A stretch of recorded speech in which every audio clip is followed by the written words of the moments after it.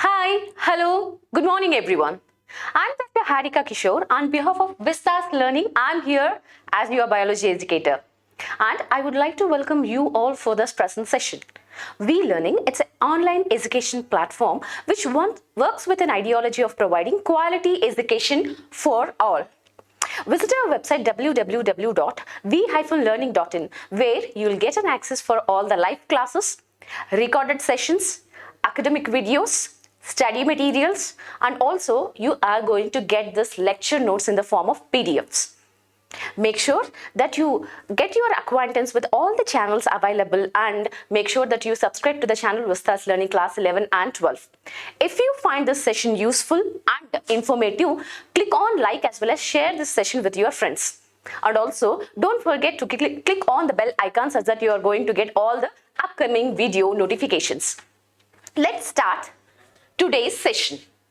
So, in continuation with the last session where we have been discussing about the unit biotechnology, in that we are in the chapter biotechnology and its application.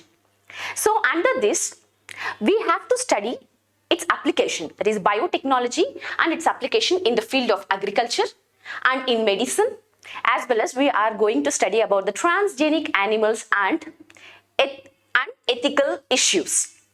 So, in previous class, we have discussed about all the applications of this biotechnology we do find in the field of agriculture.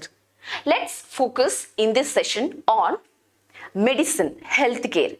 What are all the applications that are coming from the biotechnology in the field of medical, that is healthcare. Let's try to understand. So here we are discussing about biotechnological applications in medicine.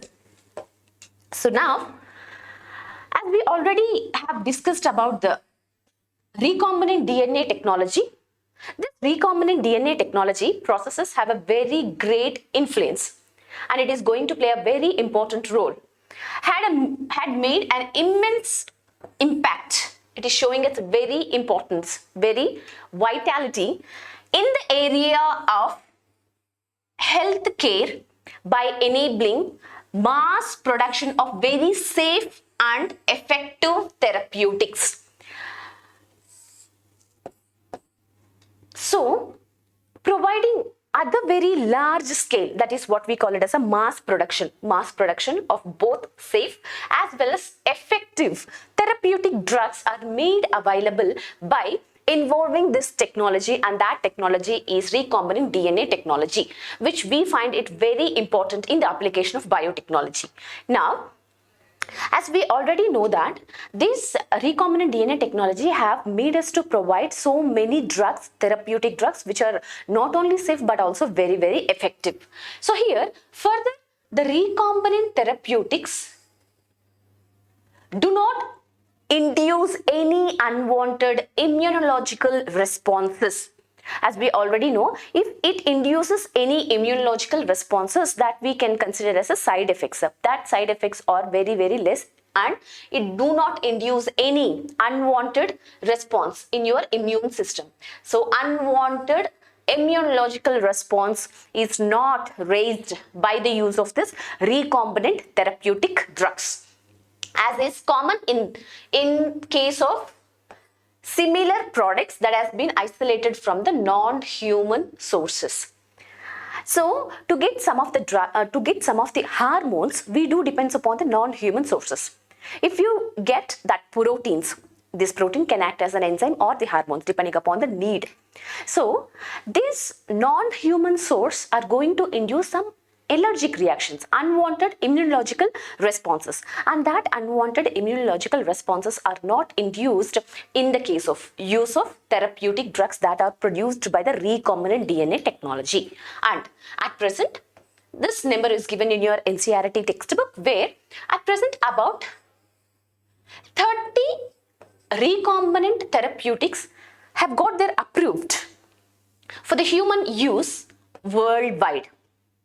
And in India, 12. This number, numericals are important to remember. In India, 12 of those are presently being marketed worldwide for the human use. There are 30 approved recombinant therapeutic drugs are available. Out of that, In India, 12 are made available in the market. Now, moving on to, so here as we are telling that the production of the hormones by using this rDNA technology, that is nothing but human insulin, humulin. So here insulin, we know this is a hormone which is useful to regulate the sugar levels that are present in the blood and which is used to cure the metabolic disease, and that is called as diabetes mellitus, which is commonly called as a diabetes, which we can see the presence of the patients who are suffering with this diabetes shows the high levels of blood glucose levels. And to monitor that, they'll get the injections, they'll get injected with the insulin, right? And that insulin, the source of the insulin, up to some time it was non-human source, that we got it from the cattle or the pig. But here what is happening, as it is a non-human source, it is going to induce unwanted immunological responses that we call it as an allergic reactions, and some other type of reactions are also shown by the patients. But then what is the solution for this problem? Insulin used for the diabetes was earlier, before that, was extracted from the killed cattle as well as pig. So from the pancreas or slaughtered cattle and pig, insulin which are coming from the non-human sources, that is from an animal source, non-human source,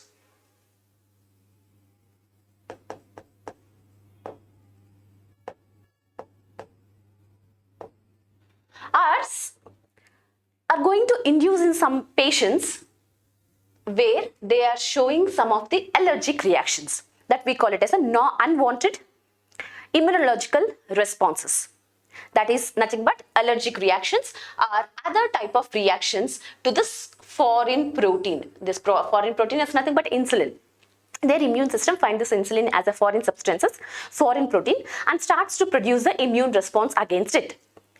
But this problem can be overcome where by using this rDNA technology. How we are going to produce the human source, that earlier cases we are getting this insulin, the source of the insulin is non-human sources, but now we can get it from the humans by using this rDNA technology.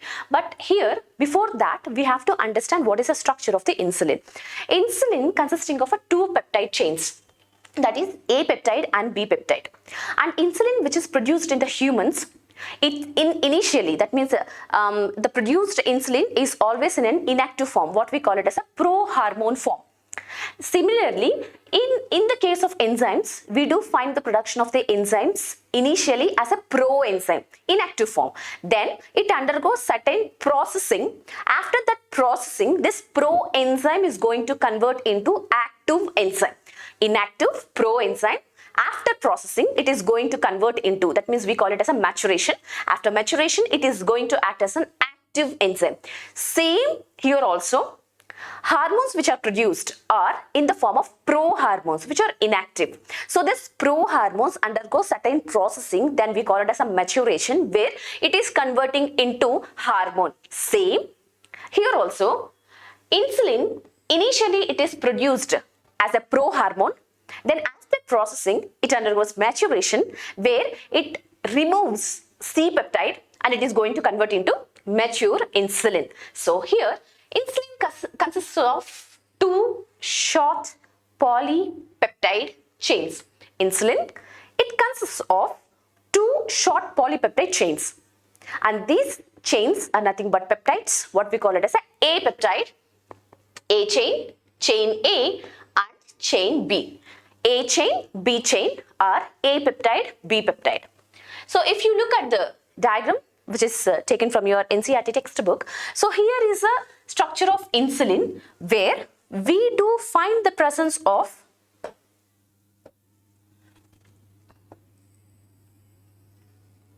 B peptide as well as A peptide. See, initially it is produced as a pro-hormone where it have A peptide as well as B peptide. This A peptide and B peptide are connected by means of C peptide. During the process of maturation, where we can find the removal of this C peptide takes place and make A peptide, which is joined by means of disulfide bridges to the B peptide, and this is what we consider as a functional insulin. So here insulin, as we already know, it consisting of two chains, chain A and chain B, that are linked together by means of disulfide bridges. Now, in mammals, including humans, insulin is synthesized as prohormone. Just in the case of enzymes, like a proenzyme, the prohormone also need to be processed before it become fully mature and functional hormone, where initially as a prohormone which contains an extra stretch, and that extra stretch is nothing but our C peptide. During maturation, this C peptide is removed and the A peptide, B peptide was joined by means of the disulfide bridges, leads to the formation of mature hormone from prohormone, and that hormone is nothing but our insulin. So here it is initially secreted as prohormone. This is the point. Initially it is synthesized as prohormone. Now look at here. So this C peptide is not present in the mature insulin and it is removed during maturation. That is what we call it as a processing during maturation into insulin. Now, the main challenge for production of the insulin by using this rDNA technology was getting this insulin assembled. So, if we use the Escherichia coli, as we already know, in the rDNA technology, we select gene of interest, correct? This is our gene of interest.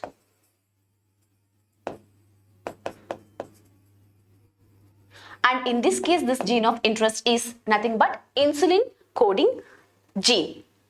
Now, this has been cloned and transformed into Escherichia coli. Now, yes, this gene will produce 4 prohormone. That means A peptide is connected with the B peptide, and in between we can also see the C peptide. But C peptide is not present in the mature insulin. We do want to get this mature insulin, but not the prohormone. Then here, this Escherichia coli definitely are not going to produce the hormone, but it is going to produce prohormone. Then, so the insulin assemblage is a problem, limitation that has to overcome, and the solution comes in the year 1983, where Eli Lilly, an American company, prepared two DNA sequences where they have separately cloned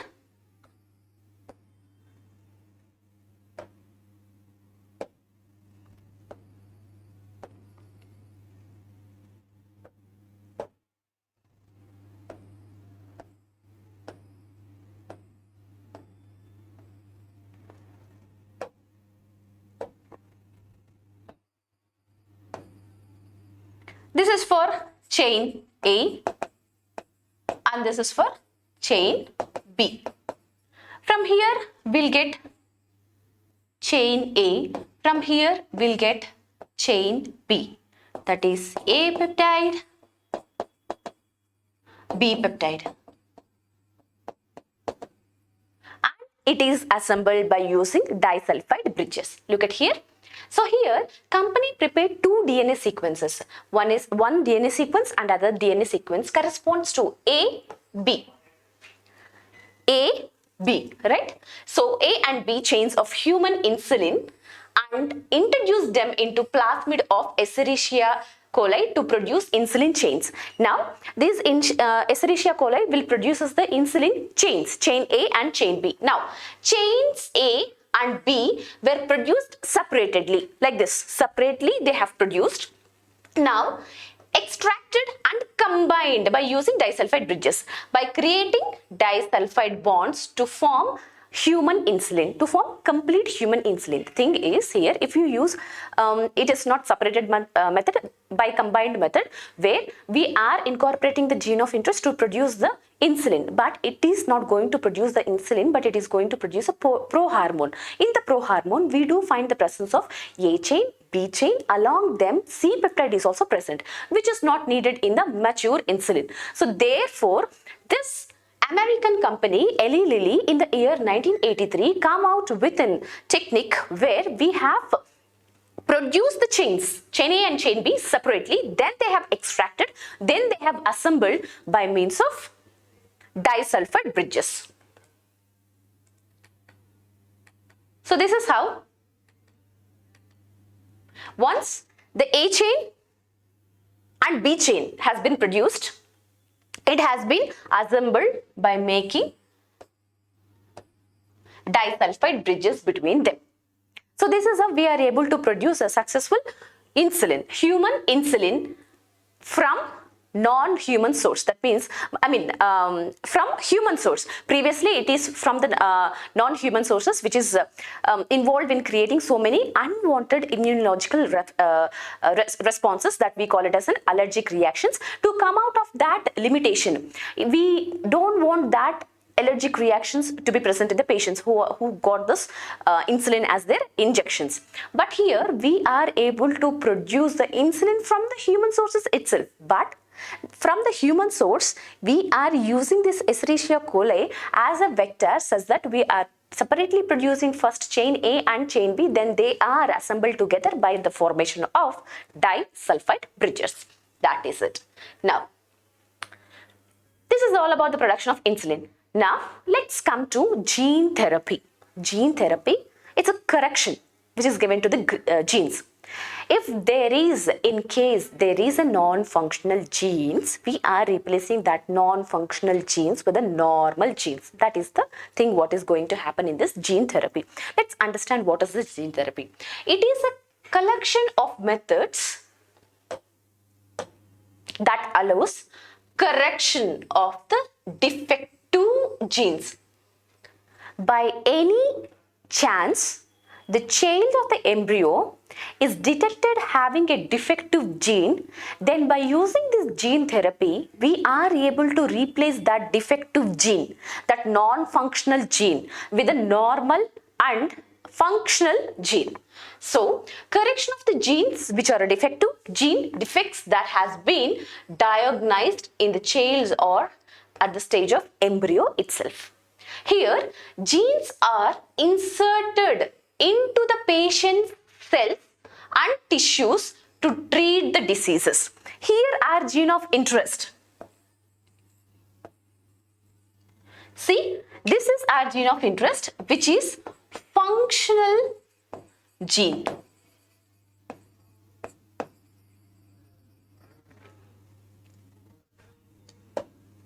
This is defective and non-functional gene. So, we are removing this non-functional gene and we are incorporating functional gene. This non-functional gene has been replaced with the functional gene, or sometimes we can also give the correction of this defective gene by replacing, or in some things we can also, sometimes we can also go for the bone marrow transplantations and even enzyme replacement therapies. Let's understand first. Correction of the genetic defects involves delivery of the normal gene, functional gene, into the individual or the embryo that takes over the function of and compensate for the non-functional gene. So here we are compensating This is a non-functional gene. This is a non-functional gene, and we are compensating the function of this as it is non-functional. The function has to be provided by some other gene, and we are incorporating that functional gene here by using gene therapies. Now,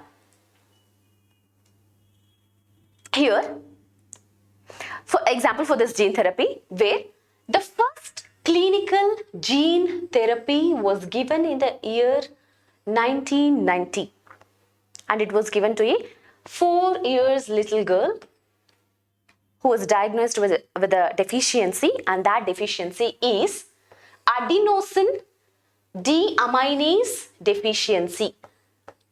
Adenosine deaminase deficiency. Adenosine deaminase is an enzyme which is very, very essential for the functioning of the immune system. We already know immune system, which provides the immunity, provides the defense, and to against the bacteria or any invader, to that matter, or to against any foreign invader that is going to cause a disease. So the defense mechanism is coming from your immune system, and for that immune system proper functioning enzyme, adenosine deaminase is very, very essential. If there is a deficiency in this enzyme, then it is showing to show a great effect on the immune system functionality. So this enzyme is crucial, very, very important for the proper functioning of immune system. This enzyme is crucial for the immune system function. As this enzyme is deficiency, the patients who are having the deficiency in the adenosine deaminase enzyme, they are very, very sensitive for the infections. They're not resistant.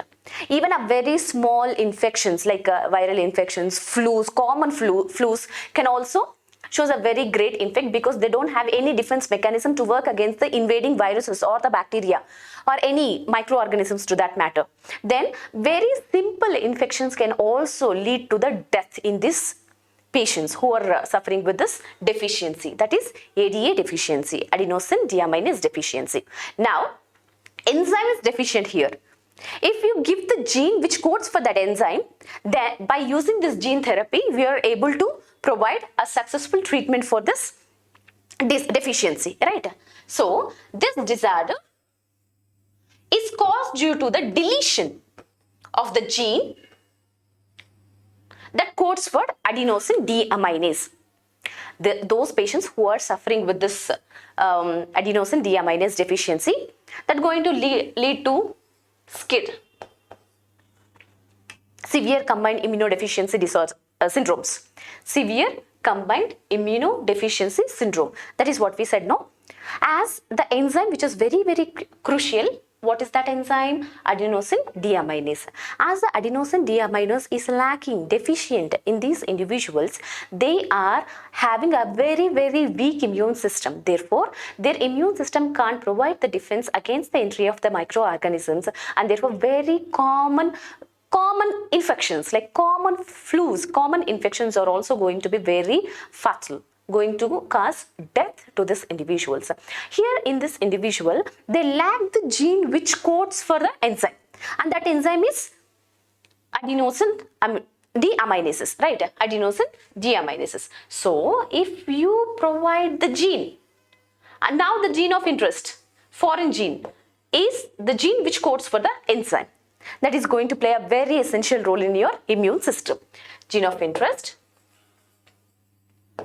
So now this, if you incorporate into the cells of these individuals, then the enzyme is going to produce and show us its proper function in the immune system and provides an effective immune against the entry of the microorganisms. So here, in some child, ADA deficiency can be cured by two methods. One is bone marrow transplantation. All we are talking about is immune system, right? Lymphocytes, WBC cells, lymphocytes will code for the genes that are having this enzyme, that is ADA. And we already know that all the WBCs and lymphocytes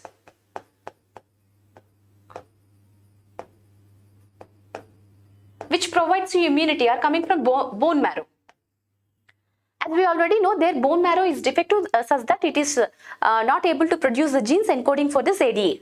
So we are replacing the bone marrow transplantation, replacing the bone marrow by the bone marrow transplantation such that the bone marrow will produce the effective normal WBCs and lymphocytes which will provide immune system, which will provide the immunity. Now, in other, it can be treated by a second method that is called as enzyme replacement therapy. As the enzyme is not produced, that enzyme can be replaced by using the gene therapy. This is second option. One is the produced cells, if they are produced effectively, like lymphocytes, effective lymphocytes are produced, WBCs are produced, then this functional WBCs and lymphocytes are going to provide the immunity to that individual. And the second option is replacing the enzyme. Whatever the enzyme that is deficient, we are replacing that enzyme by using gene therapy method. Both in approaches, first approach is bone marrow transplantation and second approach is enzyme replacement therapy, in which functional enzyme ADA is given to the patients by injections. The regular injections are given such that the optimum level of the concentration which is needed for showing immunity, proper immunity, is given by using this therapy, and that is called as enzyme replacement therapy. Enzyme replacement therapy. But what are the limitations that are associated with these two treatments? What are the two treatments available? One is bone marrow transplantation and other one is enzyme replacement therapy, right? Now, both the problems where with both of this, the problem with both of these approaches that they are not completely curative. They are temporary. It is not a permanent solution. And then, because as the cells are immortal, right? Here, look at here. As a first step towards the gene therapy, lymphocytes, we have selected the lymphocytes. We have taken the lymphocytes from the blood of the patient who are suffering with this ADA deficiency. Then that lymphocytes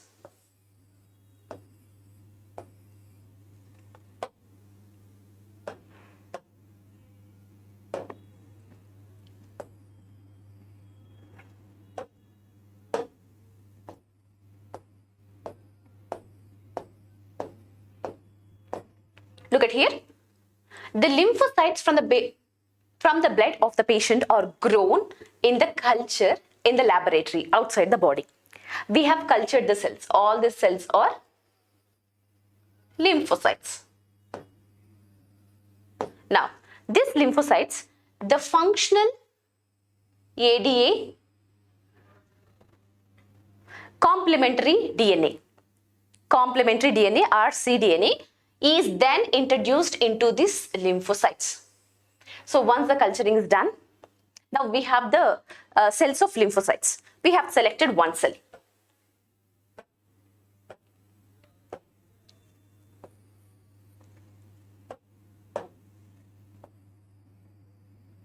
Now into this,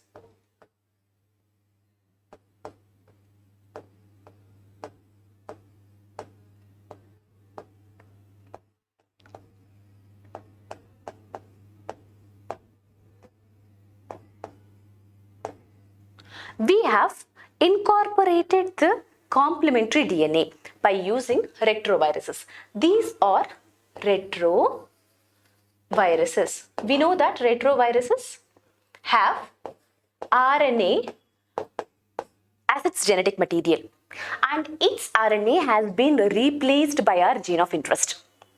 Now, the gene of interest is present inside these retroviruses, and these retroviruses are allowed to infect these lymphocytes. But as the genetic material of the viruses has been replaced by our gene of interest, now the infection of these viruses are going to result in incorporation of our RNA into these lymphocytes. Now, once the RNA has been entered into the lymphocytes, it is converted into our DNA, and this DNA is our gene of interest. That means the gene can encode for which encodes for the ADA. because as these lymphocytes are having deficiency in producing the ADA enzyme, we are giving the gene which is able to code for the ADA, and for incorporation of that gene we are making use of this retroviruses, de-armed retroviruses. Now, as from RNA, DNA has been produced.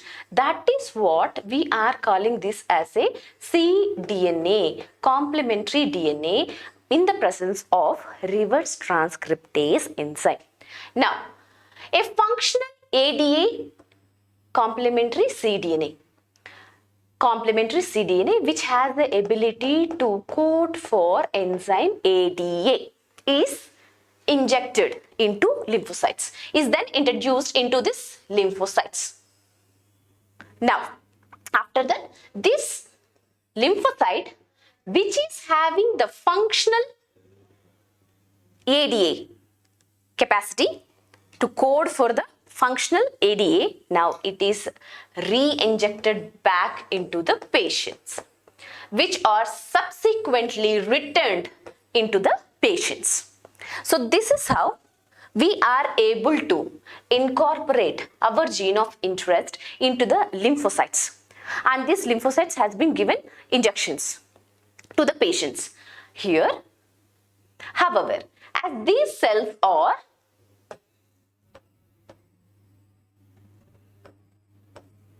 not immortal, they are not going to live long lasting. They are not long lasting, right? However, as these cells are not immortal, the patients requires periodic infusions. Again, they have to infuse with the lymphocytes.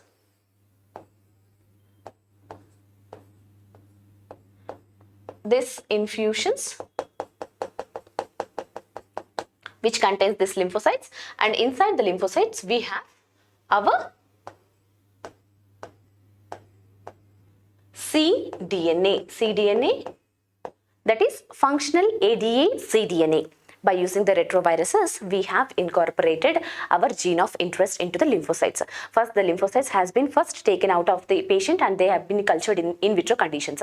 Now, into the lymphocytes, we have injected our ADA functional cDNA by using retroviruses.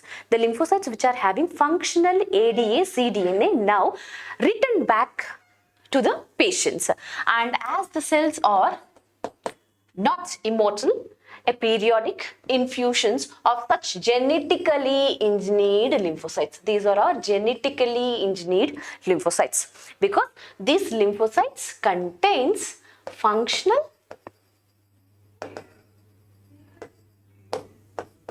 ADA cDNA. Now it is able to produce enzyme. Now, so here, however, if the gene isolated from marrow cells producing this ADA is introduced into the cells at very early stages, that what we consider as the embryonic stages, it could be a possible permanent solution. It could be a permanent cure. Here we have to go for the periodic infusions of this genetically modified lymphocytes, right? So this is how in the gene therapy we can effectively treat the patients who are having this ADA deficiency. We know that for effective treatment of the diseases, early diagnosis is very, very essential. This is very, very important. Let's understand about the molecular diagnosis. So detection of the disease much early is very, very important to treat the disease effectively. We know that the effective treatment of the diseases is associated with the early diagnosis, and also we need to understand about the physiology, pathophysiology. And now, using the conventional diagnostic methods where we use blood testing, urine testing, serum testing, like serum test and urine test, that is urine analysis, blood analysis, etc., are going to take a little time to detect whatever the pathogen that have entered. So This early detection is not possible by means of this conventional diagnostic methods. Then what is the advanced diagnostic molecular diagnosis that are going to help us to detect the diseases at very early stages? The list goes like recombinant DNA technology, recombinant DNA technology.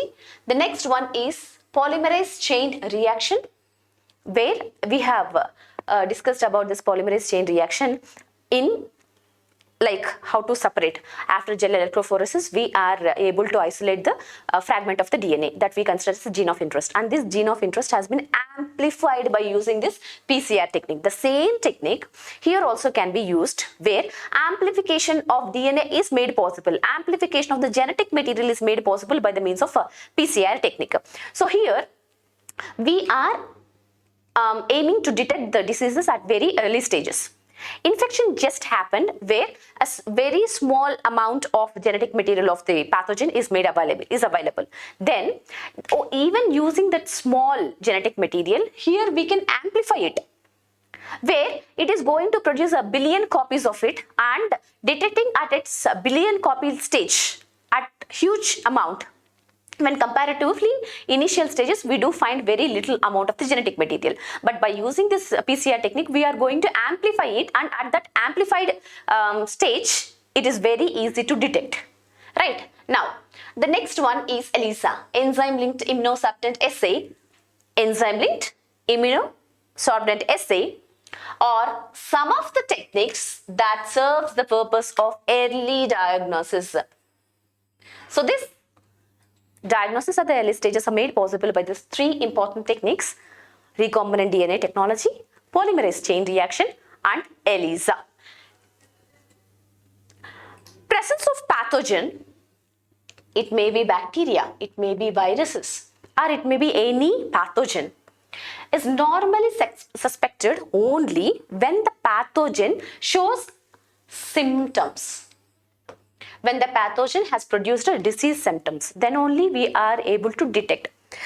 Before, much early than the appearance of this disease symptoms, if we are able to detect the bacteria presence or the, for example, pathogen presence in our body, we are able to detect, diagnose it at a much earlier stages. Then, therefore, we can rescue ourselves from being infected, right?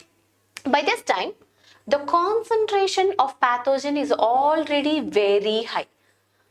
By the time where the appearance of the disease symptoms, the appearance of the symptoms of the diseases are there in the patient, it is much late, it is very, very late that we can find very concentration increase. By that time, the concentration of the pathogen is already very high.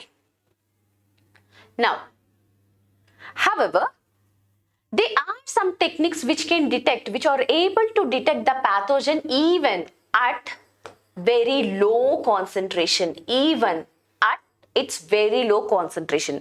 Even the pathogen is present at very low concentration, then also it is made available to detect by using the techniques like PCR technique of the bacteria or the viruses at a time when the symptoms of the disease are not at all visible. There is no symptom of the diseases, but there is an entry of the pathogen. If you are able to diagnose that entered pathogen, then it is very, very helpful for us not being getting infected before itself. We can be healthy. It can be detected by amplifying. At that low concentration, it is very difficult to identify. But if after taking the sample, if we subject this sample to the PCR technique, then very low concentration of the pathogen is going to amplify the amplification of nucleic acid. And this amplified genetic material, amplification of the nucleic acid, helps us to detect easily. So PCR is now routinely used to detect the HIV in the suspected AIDS patients. So, by using PCR technique, polymerase chain reaction, we are able to detect the presence of pathogen at its very low concentration, where even the appearance of the symptoms of the diseases are not visible.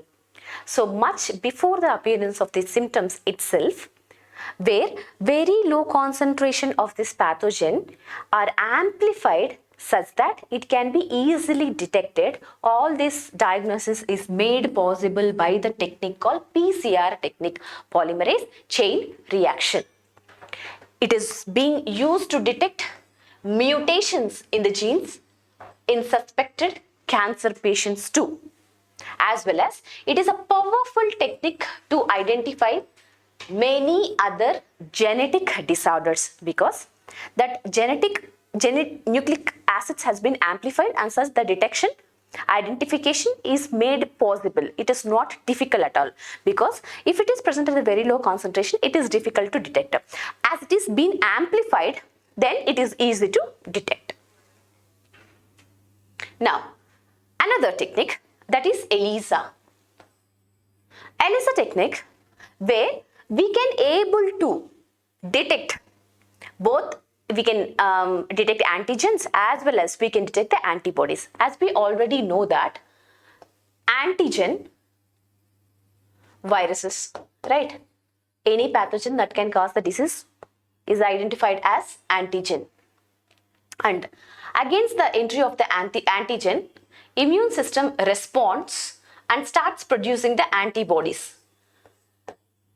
These are antibodies. This is antigen, right? And these are antibodies. And we know that this antibody get attached to the antigens, and this is called antigen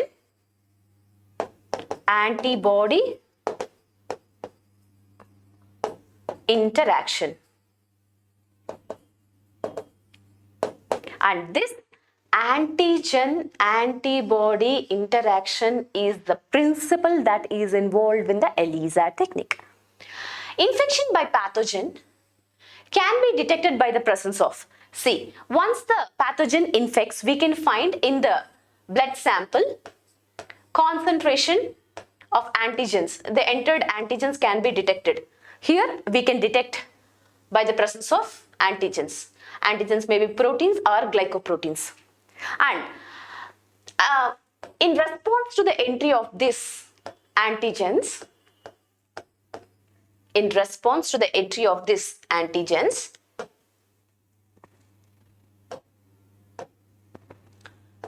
against this, antibodies are produced, right? Antibodies are produced.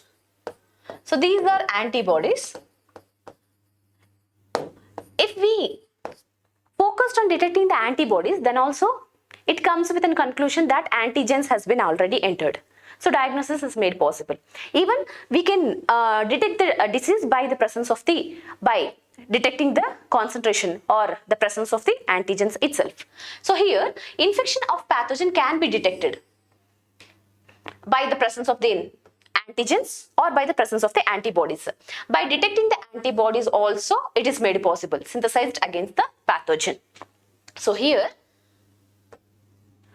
we can detect the disease or we can detect the pathogen by two ways. One is presence of antigens.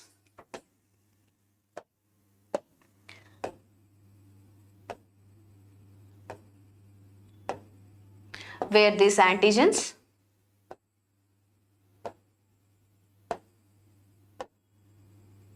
can be treated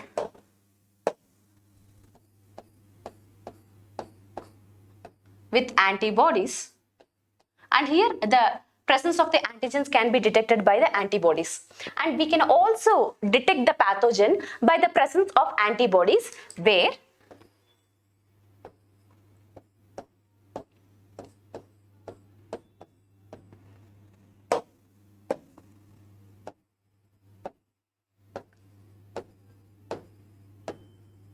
These are considered as your antigen antibody interactions, and in the ELISA we use the enzyme and colored product. The presence of the colored product is going to detect the presence of the pathogen either by the presence of the antigens or by the presence of the antibodies. Whichever the way, we are finally able to detect, to diagnose the disease early. And this is how the molecular diagnosis helps us to find out or to detect the pathogens. So in this class we have discussed about the applications of the biotechnology in the field of healthcare or medicine. So in coming up class we'll discuss about the transgenic animals. Until then, keep learning with V Learning.